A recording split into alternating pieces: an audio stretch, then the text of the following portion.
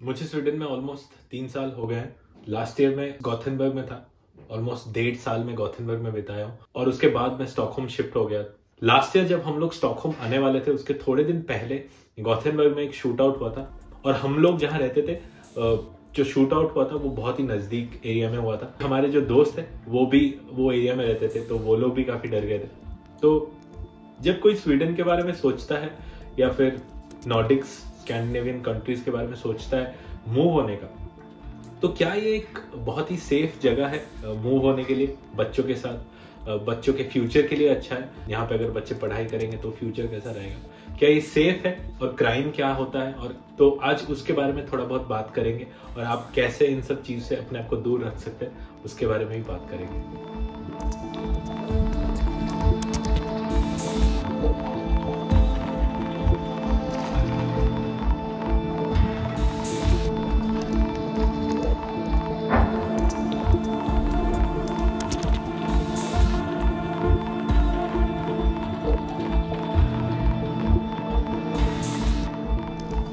तो अगर मैं स्वीडन के सबसे मेजॉरिटी क्राइम के बारे में बात करूं, वो तो सबसे ज्यादा होगा ड्रग रिलेटेड जो क्राइम्स होते हैं। यहाँ पे जितने भी सारे गन वायलेंस होते हैं या फिर शूटिंग होते हैं, ऑलमोस्ट सारे गैंग रिलेटेड रहते हैं, जिसमें ड्रग इन्वॉल्व रहता है, कैश इन्वॉल्व रहता है, जिसमें आम आदमी का फंसना बहुत ज्यादा रेयर है।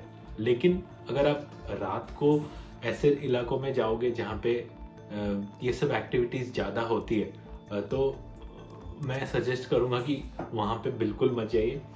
विंटर में बेसिकली जितना हो सके घर पे रहिए, ज्यादा देर रात तक बाहर मत घूमिए। और समर में क्या होता है कि शाम बहुत लेट होती है, लाइक 9, 10, 11 भी हो जाता है, तो तब अगर आप बाहर रहते हो तो चलता है, मतलब 9, 10 बजे तक आप बाहर रह सकते हो। लेकिन विंटर में 4 बजे अंधेरा हो जाता है, तो ये सब जो क्रिमिनल्स होते हैं वो ऐसे निकल आते हैं रात को। तो इसलिए अपने आप को घर में सुरक्षित रखना ही सबसे इम्पोर्टेंट है। और अगर बच्चे हैं तो 7-8 बजे तक आप सब घर पे रहें और सो जाइए या फिर टीवी देखिए, जो करना है। बाहर ऐसे इलाकों में मत जाइए। अगर मैं बात करूं स्टॉकहोम और माल्मो, गॉथेनबर्ग, तो इनमें से माल्मो जो है बहुत ज्यादा डेडली जगह है। सबसे ज्यादा जो क्राइम्स या फिर गन वायलेंस होता है वो माल्मो में होता है। उसके बाद स्टॉकहोम और गॉथेनबर्ग आते हैं।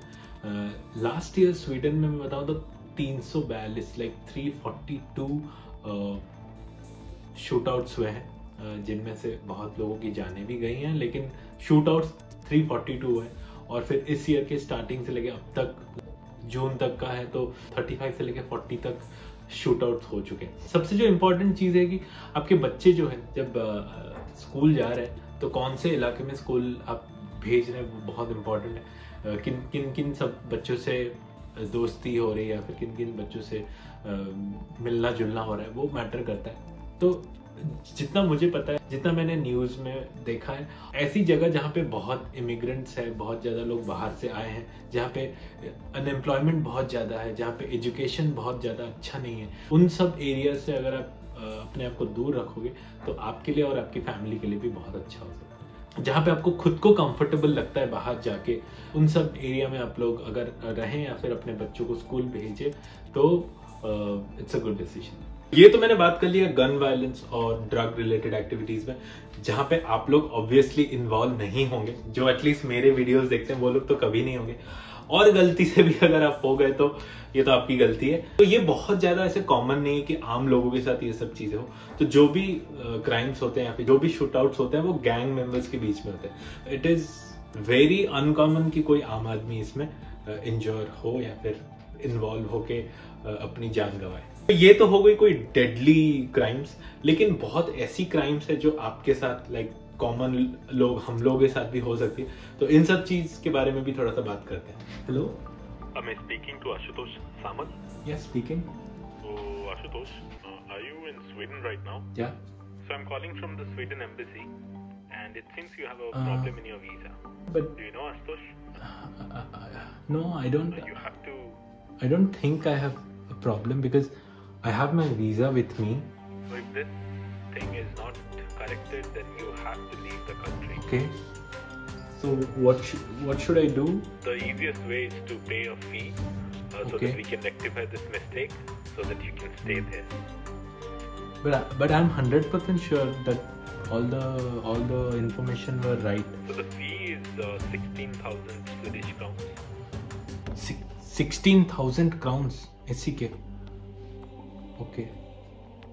तो ये जो चीज अभी आपने देखी, तो ये बहुत कॉमन हुआ करता. जब मैं पहले आया था यहाँ पे, मेरे जितने सारे दोस्त आए थे हमारे साथ, सबके साथ एक बार हो चुका है कि कोई ऐसे कॉल करेगा कि मैं एम्बेसी से कॉल कर रहा हूँ और आपके वीज़ा में या फिर आपके वीज़ा एप्लीकेशन में आपका जो डेट ऑफ बर्थ है या फिर कुछ भी है वो गलत है.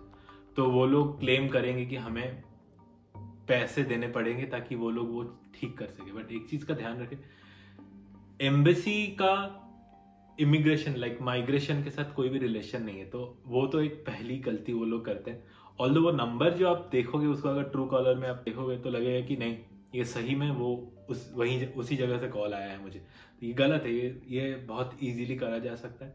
और दूसरी चीज, एम्बेसी हो या माइग्रेशन वर्केट, आपको कभी भी कुछ भी अगर आपके वीजा में गलती होगी तो आपका वीजा कभी अप्रूव नहीं होगा और आप फर्स्ट केस में कभी आ भी नहीं सकते स्वीडन के अंदर. अगर मान लो गलती हो भी गई है कहीं उनकी तरफ से या फिर आपकी तरफ से, तो आपको लेटर आएगा कि देखो भाई तुमने ये करा है, तुम्हारा डेट ऑफ बर्थ गलत है या फिर तुम्हारा कुछ भी गलत है, इसको तुम जाके ठीक करो. तो आपको उनके ऑफिस जाके फिर देखना पड़ेगा. ऐसा नहीं कि कॉल करके आपको बोल रहे हैं और आपको पैसे मांग रहे हैं. अभी जैसे थोड़े दिन पहले ही मेरा जो दोस्त है रोनित, जिसका हार्ट टूट गया था, उसको भी कॉल आया था कि एम्बेसी से कॉल कर रहे हैं और आपके वीज़ा में प्रॉब्लम है, आपको जल्दी से जल्दी स्वीडन से बाहर जाना पड़ेगा अगर आप इतना पैसा ना दें.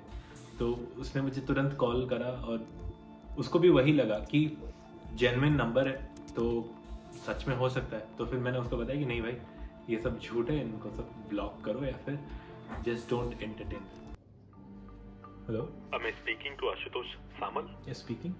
Calling from Sweden Embassy, and it seems that you have a problem in your visa. Okay? So your date of birth is wrong. Okay. So it has to be fixed. All If right. not, then you have to leave the country as soon as possible. Right? The easiest fix is to submit the Okay. easiest fix is to pay a fee, and so that we can All right. so that we can stay there. Are you listening? Sir, just a minute. Do you have milk? Sorry, what? Do you have milk? Actually, I don't have milk at my place. Can you send me over? क्या Sweden में चोरी होती है या फिर आपके घर में डाका डाला जाता है या फिर स्नैचिंग वगैरह होते हैं, चेन स्नैचिंग जैसे बहुत ज़्यादा कॉमन है, इंडिया में बहुत होता है. क्या ये सब चीज़ें यहाँ पे होती है? तो मैं ये बताऊंगा कि इतनी ज़्यादा आपको सुनने में नहीं आएगी ये सब बातें, बट होती है. तो मैं तो सजेस्ट करूंगा कि जैसे एक इंसिडेंट हमारे साथ हुआ था, मतलब मेरे साथ नहीं हुआ था, हमने सुना था जब हम लोग गॉथेनबर्ग में थे कि एक इंडियन लेडी आई थिंक जा रही थी गॉथेनबर्ग में कहीं, आई थिंक एग्जैक्टली वो जगह का नाम था स्वीडनबर्ग प्लास्टन. तो वहाँ पे तो वो एक्चुअली एक सोने का गोल्ड का चेन पहनी हुई थी. तो कोई आके उनसे फिर वो स्नैच करा था और ये न्यूज़ में भी आया था. तो मैं आप लोगों को सजेस्ट करूंगा, अगर आप स्वीडन में हो और समर वगैरह है, यहाँ पे किसी को मैटर नहीं करता आप कितना गोल्ड पहन रहे हो. सीरियसली कोई देखता नहीं है. ठीक है, जैसे इंडिया में नॉर्मली शादी वगैरह में ऐसे पहन के चले गए या फिर कहीं पहन के चले कि हमारे पास इतना है हम आपको दिखा रहे हैं या फिर जो भी मजे के लिए. बट यहाँ पे किसी को कुछ फर्क नहीं पड़ता आप कितना गोल्ड पहन रहे हो, कितना डायमंड पहन रहे हो, किसी को कुछ फर्क नहीं पड़ता. और अगर आप थोड़ा सा कंट्रोल करके ये सब ना पहने, कम से कम गोल्ड पहने, और विंटर में तो आप जैकेट पहनते हो तो कोई पॉइंट ही नहीं है आप गोल्ड वगैरह पहनने का. तो ये सब अगर आप जितना कम यूज करें तो आपके लिए अच्छा है. मेरा तो ये सजेशन है, बाकी आपके ऊपर. और यहाँ पे एक बहुत ही कॉमन चीज मैंने सुनी है अभी, मेरे एक ऑफिस में कलीग है, उनके फ्रेंड के साथ हुआ है. तो बेसिकली ऐसे क्या होता है, जैसे आप अगर अपार्टमेंट में रहते हो, ऐसे अपार्टमेंट में आप हो और यहाँ पे एक मॉल है जिसका नाम है मॉल ऑफ स्कैंडिनेविया, बहुत ही बड़ा मॉल है. तो वहाँ क्या होता है कि आपके पास अगर आप गाड़ी है तो आप गाड़ी लेके जा रहे हो, एक कोई मतलब टीम है उनकी कि गैंग है, उनमें से एक बंदा वहां रहेगा कि देखेगा कि ये नंबर प्लेट वाले अभी आए हैं यहाँ पे. तो वो लोग क्या करेंगे कि देखेंगे उस गाड़ी से कौन कौन निकल रहे हैं. ठीक है, तो इसका मतलब है कि उनको लग जाएगा कि इनके घर में और कोई नहीं है. वो लोग क्या करेंगे, वो गाड़ी का नंबर जो है उसको यहाँ पे बहुत सारे वेबसाइट है लाइक hitta.sc और बहुत सारे वेबसाइट है जहाँ पे आप गाड़ी का नंबर या फिर आपका पर्सनल नंबर देके आपका एड्रेस मिल सकता है। अभी अगर कोई चाहे तो मेरा एड्रेस भी आराम से मिल सकता है। तो वो लोग क्या करते हैं, फिर एड्रेस लेके अपने दूसरे गैंग मेंबर को बोलते हैं या फिर टीम मेंबर को बोलते हैं कि ये है एड्रेस और यहाँ जाके डाका डालो। तो वो लोग जाके करते हैं और वो लोग वहां पे वेट करते हैं कि कब वो लोग निकल रहे हैं, मतलब जो फैमिली है वो कब निकल रही है गाड़ी से। तो वहां से जब वो लोग निकलते हैं फिर वो लोग इन्फॉर्म करते हैं, तब तक ये सब खेल खत्म हो चुका होता है यहाँ पे। तो एग्जैक्टली ऐसे ही हुआ।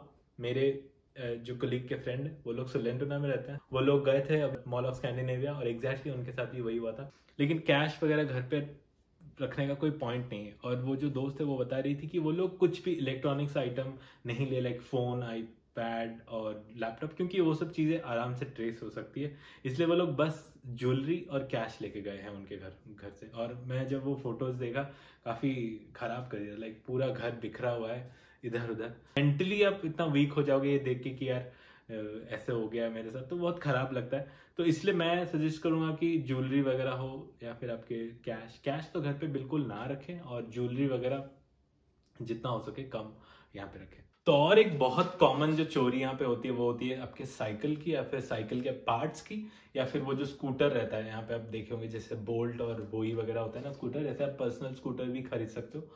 तो वो चीज की भी चोरी होती है। तो हमेशा आपका साइकिल जो है अच्छे से लॉक करो। अगर आपकी सीट जो है, यहाँ पे क्या होता है कि साइकिल बहुत मॉड्यूलर होता है तो आप हर चीज को निकाल सकते हो। तो ऐसे भी मैंने देखा है कोई साइकिल ऐसे बाहर रखा गया है और उसके दोनों टायर नहीं है, सीट नहीं है, बेल नहीं है, लाइट्स नहीं है। तो अगर आपका साइकिल ऐसे मॉड्यूलर है, एटलीस्ट सीट जो है वो निकाल, अगर आप ऐसे वल्नरेबल एरियाज जाते हो और वहां पे पता है कि चोरी वोरी होती है, तो अब अगर आप हो सके सीट जो है अपने साथ ले लो और अच्छे से एक अच्छा सा लॉक उसमें लगाओ, क्योंकि चोरी होने के चांसेस बहुत ज्यादा होता है। तो ये एक चीज हमेशा ध्यान रखें। तो ये सब था मेरी तरफ से आपको छोटा मोटा टिप्स। अगर आप स्वीडन नए आ रहे हो तो इन सब चीज से जितना हो सके आपको दूर रखो और be aware of this crimes. छोटे मोटे क्राइम्स है लेकिन बहुत बड़े इम्पैक्ट डाल सकते हैं हमारी लाइफ में। उम्मीद करता हूँ आपको वीडियो थोड़ी बहुत हेल्पफुल लगी। अगर लगी है तो प्लीज वीडियो को शेयर करो जो नए आ रहे हैं यहाँ पे, या फिर आपके दोस्त जो भी आ रहे हैं। और मैं मिलता हूँ आपको बहुत ही जल्दी अगली वीडियो में। तब तक के लिए अपना ख्याल रखें। बाय।